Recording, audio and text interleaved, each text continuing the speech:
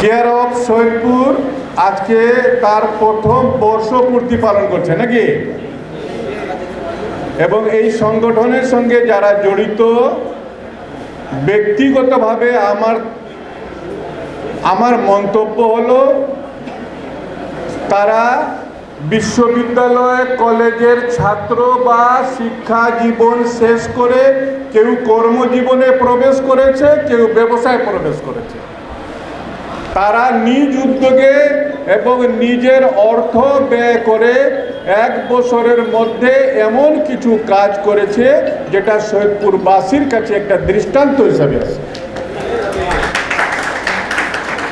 তারা এর মধ্যে মেডিকেল ক্যাম্প করেছে, ব্লাড গ্রুপ চেক করেছে,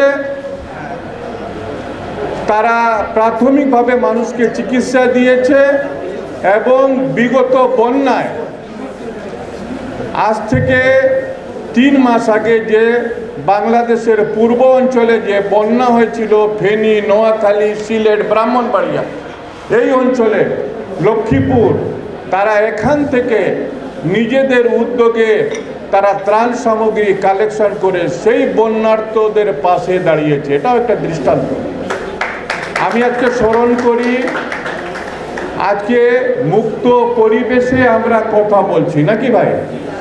এই মুক্ত পরিবেশ আজকে বিজয়ের এই মাস, আজকে 29শে ডিসেম্বর, এই বিজয়ে যারা শহীদ হয়েছেন তাদেরকে এবং জুলাই আগস্ট 2024 বিপ্লবে যারা আত্মহুতি দিয়েছেন, যারা শহীদ হয়েছেন তাদের রুহের মাগফিরাত কামনা করছি, এবং যারা গুরুতরভাবে আহত হয়েছেন তাদের আশু রোগ মুক্ত কামনা করছি। সম্মানিত উপস্থিতি, একটি কবি একটি কথা বলে গেছিলেন, এখন যৌবন যার, যুদ্ধে যাওয়ার শ্রেষ্ঠ সময়টা। যদি তুমি ভয় পাও তুমি নিঃশেষ, যদি তুমি ঘুরে দাঁড়াও, যদি তুমি রুখে দাঁড়াও, তুমি বাংলাদেশ। আমরা ইয়ংদের কাছ থেকে, এই তরুণদের কাছ থেকে আশা করি, আবু সাইদ যে স্বপ্ন আমাদেরকে দেখিয়েছে, আমার সৈয়দপুরের সন্তান শহীদ সাজ্জাদ আমাদেরকে যে স্বপ্ন দেখিয়েছে, সেই স্বপ্নকে আমরা সম্মিলিতভাবে তোমাদের মাধ্যমে, তোমাদের নেতৃত্বে, আমাদের প্রচেষ্টা ইনশাল্লাহ বাংলাদেশে আমরা বাস্তবায়ন করবই করব। আজকে সৈয়দপুরে বিভিন্নভাবে বিভিন্ন সংগঠন আজকে কাজ করছে, অস্বীকার করব না। আজকে অনেক স্বেচ্ছাসেবী সংগঠন তারা কাজ করছেন, আর্ত মানবতার জন্য কাজ করছেন। তাদের মোটো, তাদের উদ্দেশ্য এই যে স্ক্রিনের মাধ্যমে তারা দেখিয়েছে, তারা বন্যার্তদের জন্য কাজ করবে, তারা চিকিৎসা সেবায় তারা কাজ করবে, তারা ফ্রি মেডিকেল ক্যাম্প করবে।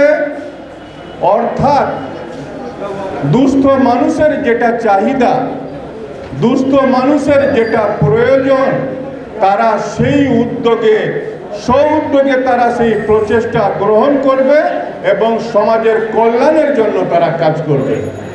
আজকে কেয়ার অফ সৈয়দপুর, অর্থাৎ সৈয়দপুরের নজরদারি করার জন্য, কেয়ার অফ সৈয়দপুর, সৈয়দপুরের কেয়ার নেওয়ার জন্য আমার ভাইরা, তরুণ তরুণী যারা এই উদ্যোগ গ্রহণ করেছে, আমি সর্বতভাবে ব্যক্তিগতভাবে, এবং আমি যে রাজনৈতিক দলকে রিপ্রেজেন্ট করি, যে রাজনৈতিক দলকে আমি প্রতিনিধিত্ব করি, সেই সংগঠনেদের পক্ষে আপনাদের প্রতিটি কাজে, প্রতিটি উদ্যোগে, প্রতিটি কাজের সঙ্গে আমরা আপনাদের সঙ্গে আসি। এগিয়ে যান, আপনারা এগিয়ে যান, মানবতার জন্য কাজ করবেন, সৈয়দপুরবাসীর জন্য কাজ করবেন, ইনশাল্লাহ আমাদের সর্বতভাবে সহযোগিতা থাকবে। পাশাপাশি আরেকটি কথা বলবো, আমি বিনয়ের সঙ্গে কথা বলবো, কেউ আপনার হাত হবেন না, অন্যভাবে নিন না। জুলাই বিপ্লবের পর, এই নতুন বিপ্লবের পর কিছু পরিবর্তন হয়েছে আমাদের মধ্যে। এই পরিবর্তনটা যেরকম পজিটিভ, পজিটিভ দিকটা অনেক বেশি, কারণ বিগত 17টি বছরে বাংলাদেশের অর্থনীতি, বাংলাদেশের ধর্মনীতি, বাংলাদেশের সমাজনীতি, বাংলাদেশের সব কিছুকে ধ্বংস করা হয়েছে। লক্ষ লক্ষ কোটি টাকা বাংলাদেশ থেকে লুট করা হয়েছে, পাচার করা হয়েছে। যিনি বাংলাদেশের রানী মনে করতেন নিজেকে, যিনি মনে করতেন তার অধীনে আমরা প্রজা, সেই পরিবার 80,000 কোটি টাকা বাংলাদেশ থেকে লুট করেছে। একটি পরিবার 80,000 কোটি টাকা বাংলাদেশ থেকে লুট করেছে। বাংলাদেশ থেকে 1,80,000 কোটি টাকা বিদেশে পাচার হয়ে গেছে। এটার স্বপ্ন, এই ক্ষতি, এই চিহ্ন পূরণ করতে আমাদের তরুণ সমাজের সবচেয়ে বেশি উদ্যোগ নিতে হবে, সবচেয়ে বেশি কাজ করতে হবে। আর নেগেটিভ একটা দিক হলো এই পরিবর্তনের মধ্যে এই তরুণ সমাজ, এই বৈষম্য বিরোধী ছাত্র আন্দোলন, যারা আন্দোলনের নেতৃত্ব দিয়েছে, যারা রাজনৈতিক পরিকল্পনাকে বাস্তবায়ন করেছে, অনেক রাজনৈতিক কর্মী শহীদ হয়েছে, আত্মাহুতি দিয়েছে জুলাই বিপ্লবে, যাদের স্বপ্ন বাস্তবায়ন হয়েছে। এদের মধ্যে কিছু তরুণ, সামান্যতম নগণ্য পরিমাণ এই জুলাই বিপ্লবের চেতনাকে তারা ধারণ করে না। আমার তরুণ সমাজকে তারা দুর্নাম দেওয়ার জন্য, তাদের সুনাম নষ্ট করার জন্য কিছু কিছু কাজ করতেছে। এটাকে প্রতিরোধ করতে হবে, প্রতিহত করতে হবে। এটা আপনাদেরকে প্রতিহত করতে হবে, প্রতিরোধ করতে হবে। এই তরুণ সমাজের নামে, এই যুব সমাজের নামে যারা চাঁদাবাজি করে, যারা মাদকের সঙ্গে জড়িত, যারা মানুষের ক্ষতি করে, care of Bangladesh, care of Saidpur যেভাবে আর্থ মানবতার সেবায় থাকবে, সেইভাবে সন্ত্রাস, মাদকের বিরুদ্ধে আপনাদেরকে রুখে দাঁড়াতে হবে। কারণ আমরা মনে করি সমাজের সবচেয়ে বড় ব্যাধি হলো মাদক, এবং এই মাদক থেকে কিন্তু সন্ত্রাসের জন্ম হয়।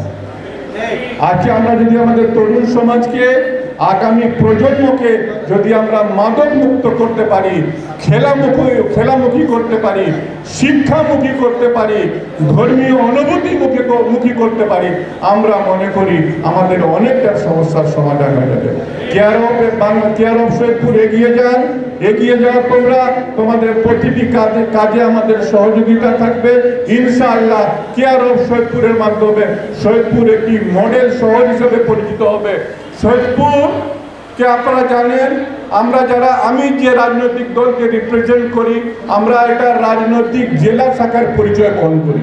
অনেকে জানেন এটা আর কি।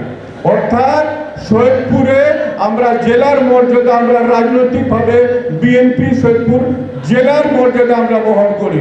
আমাদের উদ্দেশ্য হলো আগামী দিনে আল্লাহ রাব্বুল আলামিন যদি আমাদের দলকে সেই পর্যায়ে নিয়ে যায়, আমরা সৈয়দপুরকে ইনশাআল্লাহ প্রশাসনিক জেলা হিসেবে ঘোষণা দেবো ইনশাআল্লাহ। এই প্রতিশ্রুতি আমরা দিচ্ছি। সৈয়দপুর অনেক জেলার চেয়ে অনেকভাবে এগিয়ে। আমরা আজকে যদি প্রশাসনিকভাবে যদি আমরা জেলা করতে পারি, আমাদের তরুণ সমাজের দীর্ঘদিনের দাবি শিক্ষা নগরী সৈয়দপুর সুপ্রতিষ্ঠিত হোক, ব্যবসা নগরী সৈয়দপুর সুপ্রতিষ্ঠিত হোক, শিল্পের শহর সৈয়দপুরে সুপ্রতিষ্ঠিত হোক। আমরা মনে করি জেলা হিসাবে যদি আমরা এটা আমাদের দাবি আদায় করতে পারি, যার ভূমিকা, যার প্রতিটি কাজ, যার প্রতিটি মোটো সৈয়দপুরে রয়েছে, ইনশাআল্লাহ আমরা আমাদের সেই লক্ষ্যে যদি পৌঁছাতে পারি, আমরা আমাদের সৈয়দপুর শহরকে ইনশাআল্লাহ যদি প্রশাসনিক জেলা হিসাবে গড়ে তুলতে পারি, আমাদের অনেক সমস্যার সমাধান হবে। প্রশাসনিক জেলা হিসাবে সৈয়দপুরে আমরা আমাদের দাবিকে উত্থাপন করছি। আমরা তরুণ সমাজের, সৈয়দপুরবাসীর এবং কেয়ার অফ সৈয়দপুরের এই দাবির সঙ্গে সংহতি প্রকাশ করার উদ্যত আহ্বান জানিয়ে আপনাদের সঙ্গে আসি, আপনাদের প্রতিটি কাজে থাকবো, এই ওয়াদাটুকু করে, এই প্রতিশ্রুতি দিয়ে আমি আমার কথা এখানে শেষ করছি। ধন্যবাদ সবাইকে।